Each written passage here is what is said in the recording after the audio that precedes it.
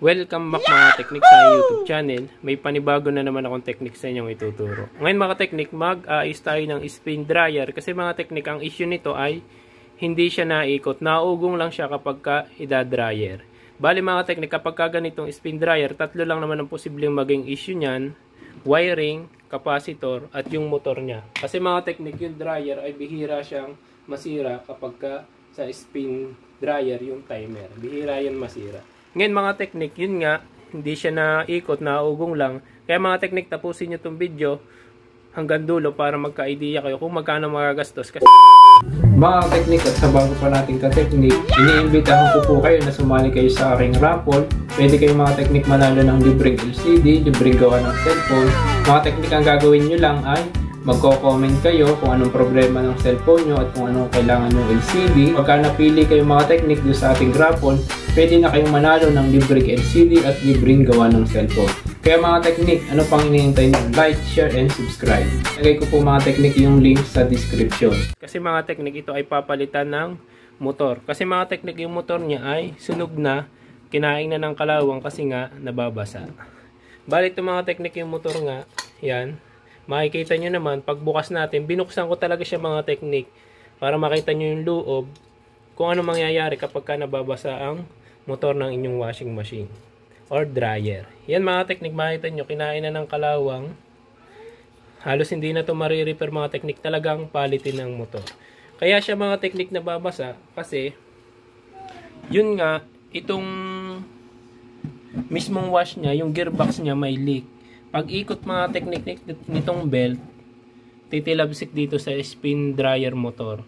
Kaya nababasa yung kanyang motor, doon siya nasisira. Kaya dapat every 6 months, 1 year, chine-check nyo mga teknik ang likod ng inyong washing machine.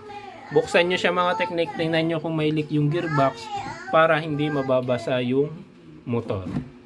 Yun nga mga teknik, papalitan nating motor. Bali mga teknik, kapag ganito magpapalit tayo ng motor, paliwanag ko muna sa inyo mga teknik. Dalawang klase ng motor, isang copper at saka isang alum.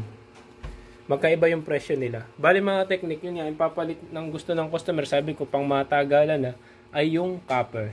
Kapag ka-copper mga teknik, yung mismong itong pinakatanso niya ay mismong talagang tanso. Yan, copper siya.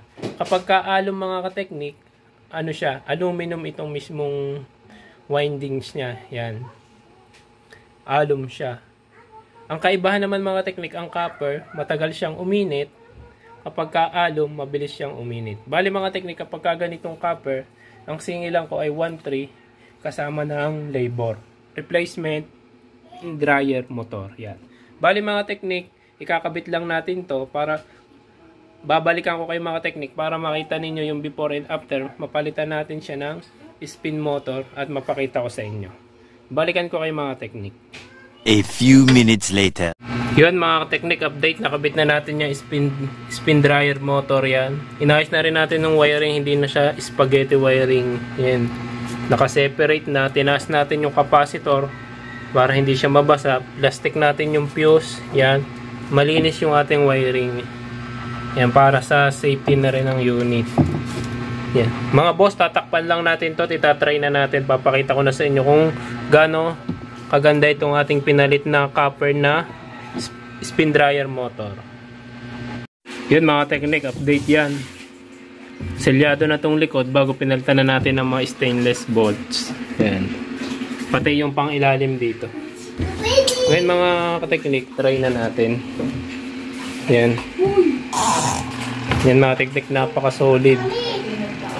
Parang ganyan na lang sa video yung tunog. Yan. 60 watts yung ating pinalit na spin dryer motor. Yan. Yan mga teknik, ang bilis. Yan. Napaka-smooth mga teknik. Bagong-bago na ulit yung ikot niya. Kasi bago nga yung ating pinalit na spin dryer motor. Yan mga teknik, kung may tanong kayo, huwag nyo kalimutan mag-comment, mag-subscribe. Salamat sa panonood and God bless.